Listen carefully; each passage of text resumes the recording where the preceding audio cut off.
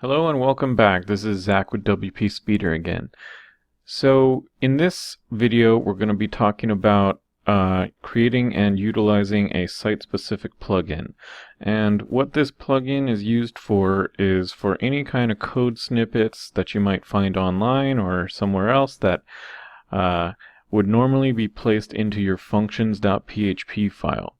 So for anybody that has any experience with WordPress, editing your functions.php file can sometimes be a little bit complicated. You have to go into your hosting account, you have to download your functions.php file, you have to edit it, you have to upload it again, and make sure that your changes took effect.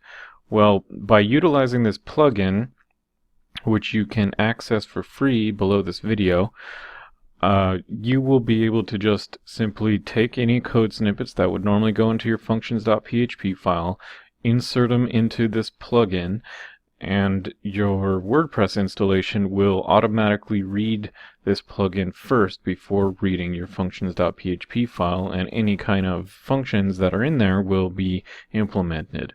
So this is not only convenient, but it'll keep your changes safe for your website, even if you change themes or if you change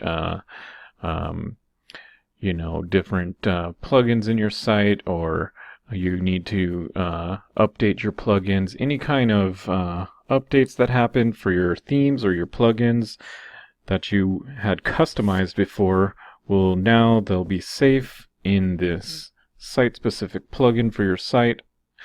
You don't have to make any manual changes after updating themes or plugins. It's all going to be right there.